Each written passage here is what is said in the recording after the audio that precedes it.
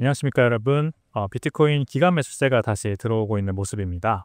시장 심리도 다시 약세를 지나서 강세로 돌아오고 있다고 하네요. 스트레티지가 전날에 또 굉장히 많은 비트코인을 추가 매수를 했습니다. 그래서 기업들의 매수세도 여전히 강한 상황이다. 그래서 9만 불을 뚫고 위로 올라온 이때 우리가 여전히 시장을 두려워하기보다는 이제 본격적인 상승장의 초입을 기대해보면 좋지 않을까 그런 생각이 들고요. 이럴 때 크고 작게 발생하는 변동성은 기회입니다. 조급함 대신해서 다시 한번 신념을 다지고 묵묵히 쌓아갈 때라고 생각이 듭니다. 그렇게 데일리 비트 한번 시작해 보도록 하겠습니다. 간밤의 주요들 보시죠. 스위스의 대형 슈퍼마켓 체인인 스파라는 곳이 있습니다. 우리나라로 치면 이마트 같은 곳이라고 할 수 있겠네요. 이곳이 전국 매장에다가 비트코인 결제 도입을 이제 예정하고 있다고 합니다. 스위스 비트코인 협회 디렉터 라힘 타기자 대간이라는 분이 트위터에 공유를 하셨습니다. 만약에 이게 현실화되면 이제 스위스 최대의 슈퍼마켓 매장에서 이 비트코인 라이트닝 결제가 곧 도입된다라는 얘기입니다. 이미 이곳이 추크와 크로이칠링겐이라는 지역에서 성공적인 파일럿 테스트를 마쳤다고 합니다. QR코드를 통해서 스캔하면 사토시가 보내지고 계산원이 즉시 결제를 처리해주는 방식이라고 합니다. 결제 방식이 굉장히 간단하죠. 고정된 QR코드를 물건을 사시는 분은 스캔만 하면 되고 그러면 사토시가 전송되고 결제가 즉시 완료되는 형태다. 현재는 결제된 비트코인이 바로 스위스 프랑으로 자동 환전되어서 이 슈퍼마켓에 계좌로 들어간다고 합니다. 근데 이제 이 슈퍼마켓이 결정하면 되는 거예요, 이거는. 우리가 비트코인 받으면 그냥 비트코인으로 가지고 있겠다라고 결정만 하면 그냥 이제 이 슈퍼마켓이 가지고 있는 비트코인도 굉장히 늘어나겠죠. 이제 이게 다음 스텝으로 보이고요.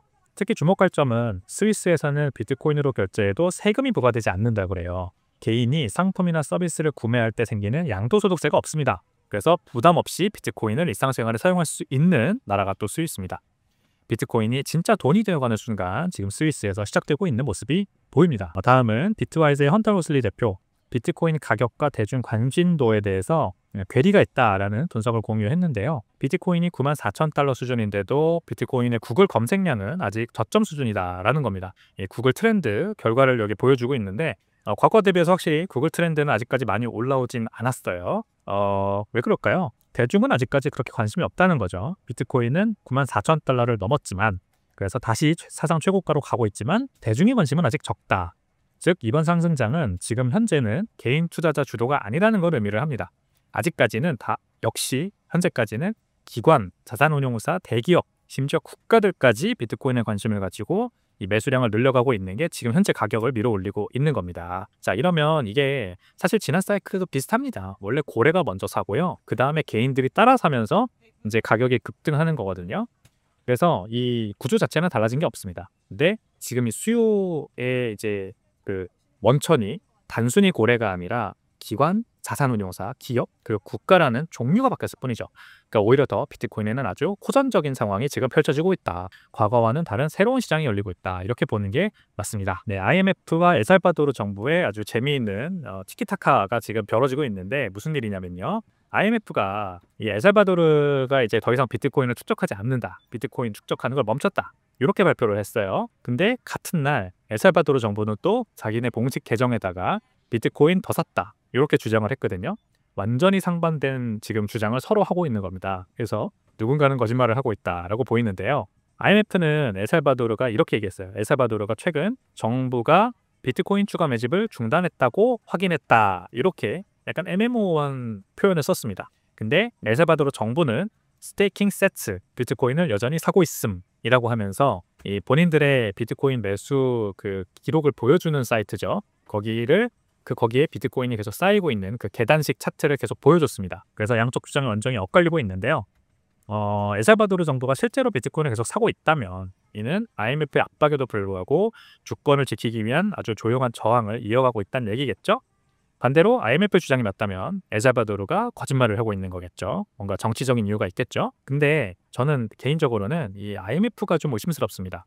IMF는 그동안 비판적으로 굉장히 비트코인을 공개적으로 비판해왔어요. 전 세계에 이 원조를 주는 기관이지 않습니까? 근데 원조가 끊기면 IMF가 사실 있을 필요가 없는 거죠. 그렇다 보니까 이 명맥을 유지하기 위해서 IMF는 국가들이 비트코인이라는 새로운 타출구를 모색하는 움직임이 편할 수밖에 없는 겁니다. 그래서 이 IMF는 엘살바도르가 비트코인 사지 마라. 그랬으면 좋겠다라고 계속 압박을 넣는 거고요.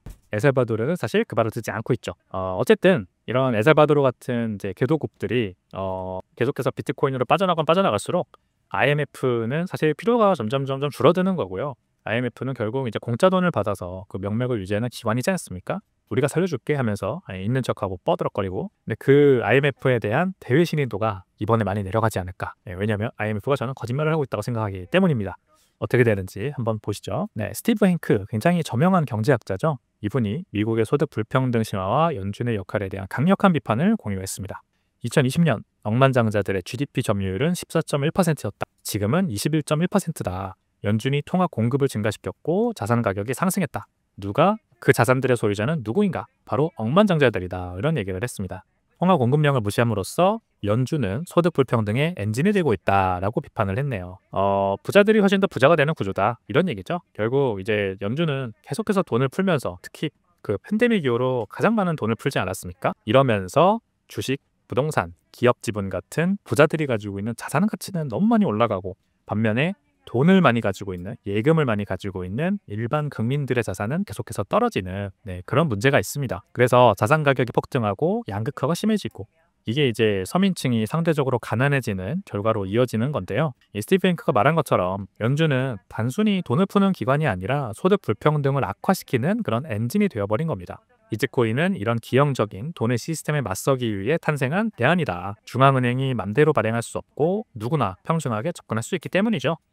카돈 캐피털, 부동산 수익으로 비트코인 축적한다. 공개 부동산 BTC 리츠를 추진하겠다라는 얘기를 했습니다. 부동산 건물 그랜트 카돈이 굉장히 유명한 분이죠. 자신의 회사 카돈 캐피털에 흥미로운 비트코인 전략을 공개를 했는데요. 카돈 캐피털은 부동산 보유분에서 공개 부동산 BTC 리츠를 만들기 위해 비트코인을 축적하고 있다고 밝혔습니다. 현재 4번째 펀드를 운영 중이고 현재 인수를 통해 350BTC를 추가하고 있다라고 밝혔어요. 카돈 캐피털은 부동산 거물입니다. 근데 이제 부동산에서 나오는 수익을 이용해서 비트코인으로 전환하는 흐름을 본격화하고 있는 거죠. 그랜트 카돈은 과거 인터뷰에서 나는 오래전부터 달러가 쓰레기라고 생각해왔다. 달러 시스템이 오래 유지되지 못할 것 같아서 부동산에 투자했지만 비트코인을 알게 되고 나서는 달러 대비 가치가 오를 진짜 자산이 비트코인이라는 확신이 들었다. 이렇게 밝힌 바가 있습니다. 이제는 부동산이 아니라 다양한 실물 자산 기반 비즈니스들도 비트코인을 현금 대체 보유 자산으로 편입하려는 움직임을 보이고 있거든요. 자산을 가진 사람들이 먼저 움직이고 있다. 스마트 머니가 먼저 움직이고 있다. 비트코인은 점점 단순한 투자 수단이 아니라 기존 금융 시스템 리스크를 해지하는 전략적 준비 자산으로서 스마트 머니들에게 자리 잡아가고 있는 모습이 보입니다. 스트래티지가 15,355BTC나 추가 매입을 했습니다. 총 보유량이 55만 3,555 BTC에 도달을 했네요. 평균 가격은 92,737달러라고 하고요. 와, 진짜 대단합니다. 14억 2천만 달러 규모의 비트코인을 매수를 한 겁니다. 그래서 55만 3,555 BTC 총 보유하고 있고 누적 투자액은 379억 달러에 달합니다. ETF 순유입이 폭증을 했습니다. 글래스노드에 따르면요, 지난주 비트코인 현물 ETF에 31,323BTC, 약 29억 달러의 자금이 들어왔다고 하네요. 이는 주간 기준으로 역대 5번째로 큰 유입량입니다. 그래서 기관들의 관심이 빠르게 돌아오고 있다, 이거를 보여주고 있고요. 크립토 퀀트의 분석에 따르면 명백한 수요 지표라는 게 있네요. 어페어런트 디맨드라고 합니다. 여기가 강세로 전환됐어요. 지난 몇 주간 완전히 부정적 영역에서만 이게 계속해서 이어져 갔는데 이제 긍정적 영역으로 반등해서 올라왔습니다. 이게 이제 각 강세장 바로 직전에 항상 나타났던 일이라고 하네요.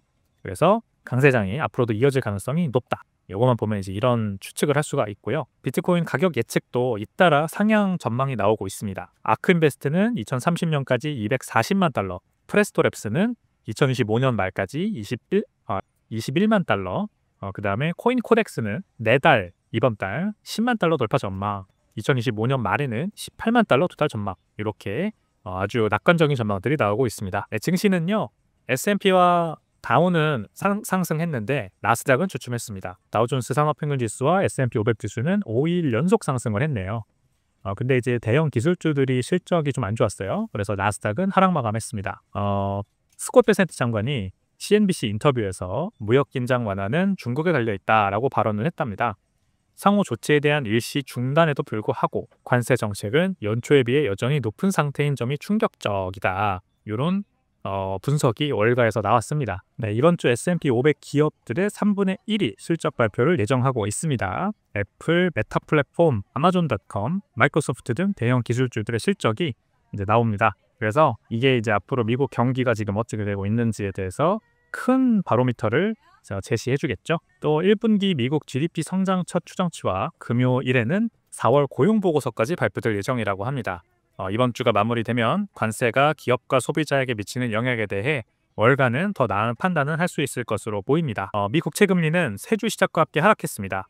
지난주 강세 이어가면서 수익률이 하락했는데요. 무역 혼란과 트럼프 파월 드라마에 비해 더 조용한 분위기로 마무리될 거다. 이런 전망이 나오고 있습니다. 10년물 국채 금리는 금요일 4.267%에서 하락한 4.213%로 마감을 했네요. 2년물 수익률은 3.761%에서 하락한 3.684%로 마감을 했습니다. 근데 지금 빅뉴스가 나온 게 재무부가 올해 1분기 1230억 달러 예상치에서 대폭 상향된 5140억 달러를 이번 분기에 차입할 필요가 있다. 이런 발표를 내놨습니다. 그런데 이게 이제 미국 정부가 법적 부채 한도에 곧 도달할 예정이거든요. 그래서 5140억 달러 조달은 현실적으로 불가능하다. 이런 분석이 이미 나왔습니다. 그래서 의회가 며칠 내에 기적적으로 부채 한도를 올리지 않으면 재무부가 발표한 차입 일정은 지켜줄 수 없다. 그러면 또 뭔가요? 연방정부 셧다운. 네, 이렇게 될 수 있어서 지금 시장에 굉장히 불안감이 번지고 있는 중입니다. 달러는 변동성 감소로 반등이 기대된다. 이런 뉴스가 나왔습니다. 시장 변동성이 감소했어요. 그래서 달러 거래량이 지금 낮아졌거든요. 근데 이게 오히려 달러 가격에는 유리하게 작용할 수 있다. 이런 분석입니다. 주식시장이 상승하면 최근 이제 자산과는 긍정적인 상관관계를 고려할 때 달러가 혜택을 받을 수 있는 환경이다. 이런 말이죠. DXY 달러 지수는 100 이상으로 다시 돌파해서 올라갈 여지가 있습니다만 이번 주에는 100까지만 올라도 충분하다. 이런 얘기가 나오고 있네요. 현재 DXY 지수는 99.68을 기록을 하고 있습니다. 금값 상승 전문가들 최고점 논쟁 중이다. 이렇게 지금 뉴스가 나왔는데요. 역대 세 번째로 높은 종가 기록이라고 합니다. 3,332달러로 금값이 마감을 했는데 역대 세 번째로 높은 종가입니다.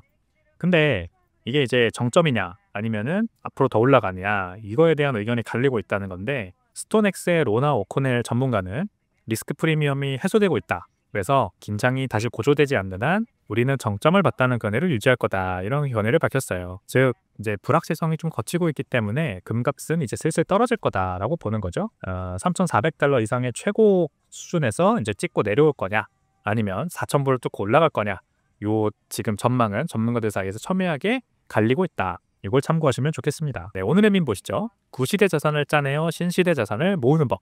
여기 QQQ라고 적혀있는 젖소가 있고 여기에 젖을 짜기 위해서 마이클 세일러가 바켓을 들고 가는 모습이 보이죠. 바스켓을 들고 마이클 세일러는 주식시장에 몰린 자본을 이 MSTR이라는 본인의 상장사를 통해 빼내고 있지 않습니까?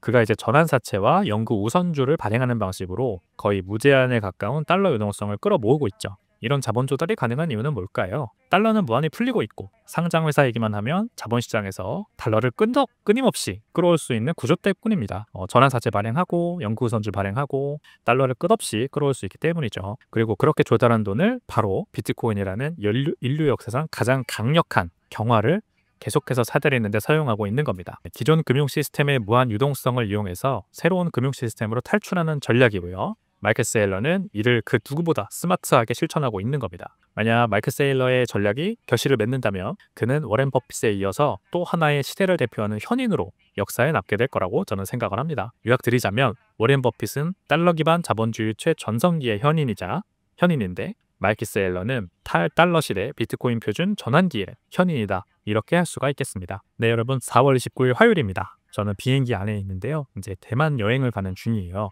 금요일까지 있을 건데 현지에서도 계속해서 데일리 비트 전달 드리도록 하겠습니다. 좋은 하루 보내시고요. 내일 뵙도록 하겠습니다. 안녕히 계세요.